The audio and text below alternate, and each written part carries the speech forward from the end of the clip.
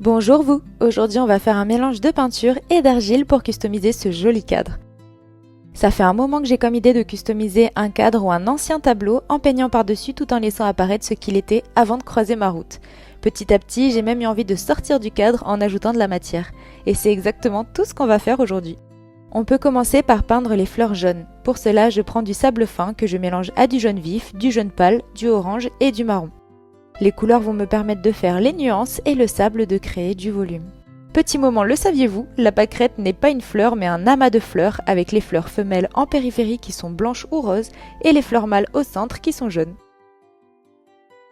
Avec un pinceau fin, j'ajoute petit à petit la peinture en tapotant. Je peins par-dessus la vitre en suivant l'image de fond. Je peins également sur le bois du cadre pour faire sortir et vivre la nature. Je varie entre le orange, le jaune et le marron comme les nuances que je vois sur l'impression en dessous. Je vais peindre presque toutes les pâquerettes mais je vais en laisser pour garder l'inspiration initiale comme élément important du cadre. On passe maintenant aux fleurs blanches. Je fais la même chose qu'avant avec le sable et cette fois-ci du blanc, du gris clair et du gris foncé, avec une petite touche de bleu pour un effet ombre plus naturel. Au début, le gris est clairement contre-intuitif et je me demande si j'ai bien fait. Et plus je peins, plus j'ajoute les différentes nuances et plus je me dis que c'est exactement ce qu'il fallait. Vous allez voir. Petit zoom car j'ai terminé la base des gris, on peut passer au blanc. Pour une première, j'ai choisi ce cadre car il m'a tout de suite inspiré. Sa forme en bois ainsi que l'imprimé publicitaire pâquerette en dessous m'ont eu. Les pâquerettes réveillent toujours en moi des moments précieux de mon enfance. Ces moments où rien n'était important, pieds nus dans l'herbe, à faire des couronnes de pâquerettes. Est-ce que vous faisiez ça vous aussi? En plus de ça, le cadre était vraiment pas cher, donc ça me permet d'essayer sans pression. Et le résultat me plaît tellement que je compte bien le refaire sur d'autres cadres de ce type et même sur d'anciennes peintures que je chine en vide-grenier. Attendez-vous à voir plusieurs vidéos dans cette lignée. Je peins les dernières fleurs blanches et j'ajoute les détails finaux.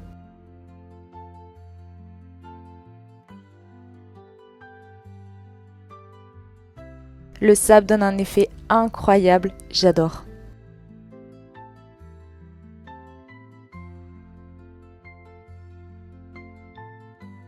Dernier mélange de peinture, les tiges vertes. Du sable avec un vert vif, un vert canard et un vert foncé sapin. Toujours en suivant l'image, je trace avec un pinceau fin les tiges. La peinture acrylique accroche super bien, autant sur la vitre que sur le bois et sèche super vite. C'est vraiment une activité accessible et agréable. Je profite de ce petit moment pour vous remercier de regarder mes vidéos. Si vous voulez m'encourager à continuer, vous pouvez liker la vidéo et vous abonner. Ces petites pâquerettes seraient trop contentes. Et moi aussi. Je mélange les différents verts pour un effet plus naturel et imparfait. Les petits ajustements finaux et on passe au bord du cadre. Pour cela, j'utilise la peinture verte qu'il me reste des tiges et le gris clair bleuté pour l'arrondi.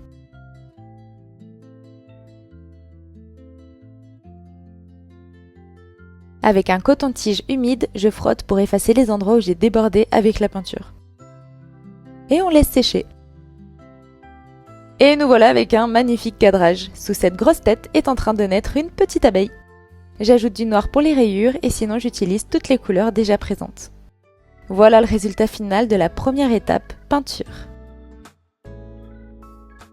Deuxième étape, l'argile auto-durcissante. On va pas avoir besoin de beaucoup, donc je prends environ un tiers du paquet. Toutes les infos sont en description. On va commencer par les tiges, ce qui va nous donner une idée de comment placer les fleurs ensuite. Pour cela, on fait un petit boudin, on roule avec tous les doigts. Au début, on appuie un peu fort pour affiner et ensuite l'appui est beaucoup plus léger pour ne pas casser la tige. Une fois que la largeur et la taille sont bonnes, on coupe, on ajoute de l'eau et on place la tige. Il faut quand même appuyer pour que ça tienne, mais sans aplatir non plus la tige parce qu'elle doit rester arrondie. J'ajoute une deuxième petite tige, ce qui nous donnera 2 fleurs en haut à droite du cadre. Avec mon pinceau imbibé d'eau, je lisse les bords des tiges pour faire propre. Et je remarque que ça tient pas aussi bien que je le souhaitais, donc j'ajoute de la colle blanche, tout support, que j'étale au pinceau. Aucun souci pour le rendu final parce que cette colle devient transparente une fois sèche, et nous allons peindre par-dessus de toute façon. On ajoute une tige à gauche, on fait tout pareil.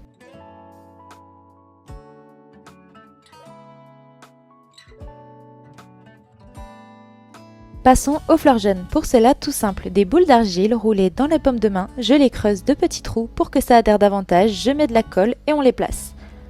Le fait d'appuyer dessus pour les faire tenir permet de faire un rendu plus réel avec 3 sphères de différentes tailles qui ne sont pas totalement rondes.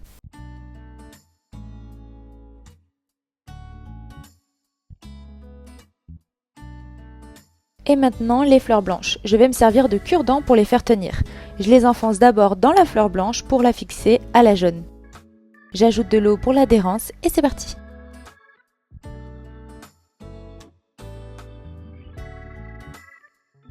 On va donc faire ça plusieurs fois. Chaque fleur blanche est unique, donc je les crée une par une en modelant entre mes doigts. J'ajoute de l'eau pour arrondir les bords et avoir un rendu propre. Une fois la fleur prête, même procédé, cure-dent et fixation.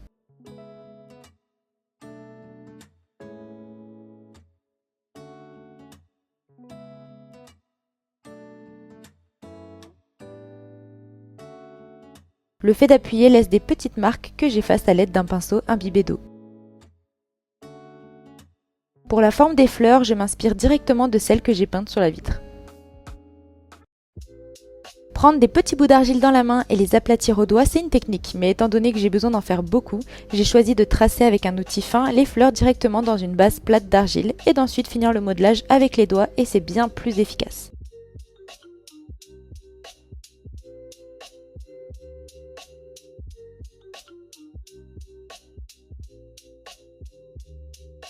Pour donner un effet vivant aux fleurs, je leur donne un effet arrondi que je maintiens à l'aide d'objets en tout genre et de cure-dent. Une fois sec, ça tiendra parfaitement, mais il faut le temps que ça sèche.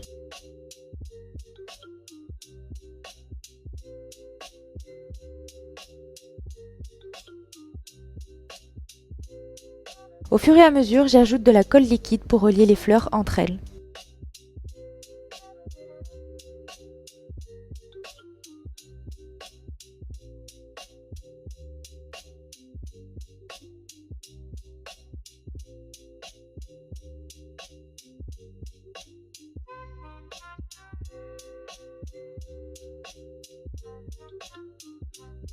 Et nous avons terminé l'argile, plus qu'à attendre 24 heures que ça sèche, mais pour vous c'est déjà sec, on peut peindre tout ça.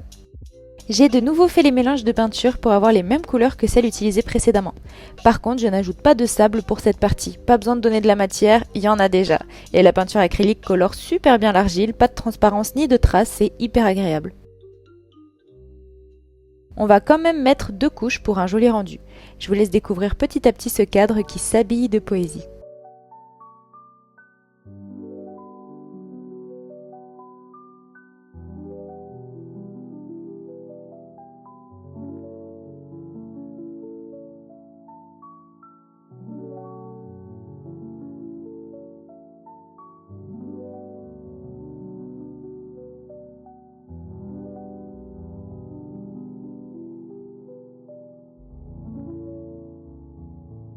On peint aussi les tiges avec les 3 verres. Elles se mélangent bien avec les bords colorés du cadre.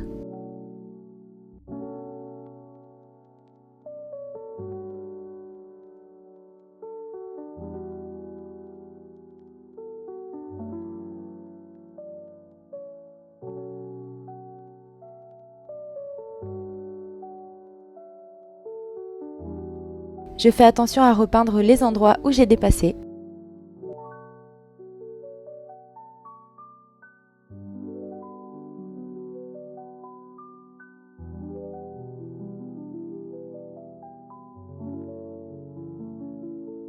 Et bien sûr, la petite signature, assez simple et aux couleurs de la peinture pour ne pas trop attirer l'œil. C'est terminé! En attendant que ce soit totalement sec pour vernir, petit coucou de rubis. Comme vous l'avez vu dans d'autres de mes vidéos, j'utilise un vernis en spray, c'est trop pratique, ça sèche super vite sans mettre de traces de pinceau. Je vous laisse avec des zooms satisfaisants, j'espère que cette vidéo vous a plu et je vous dis à bientôt!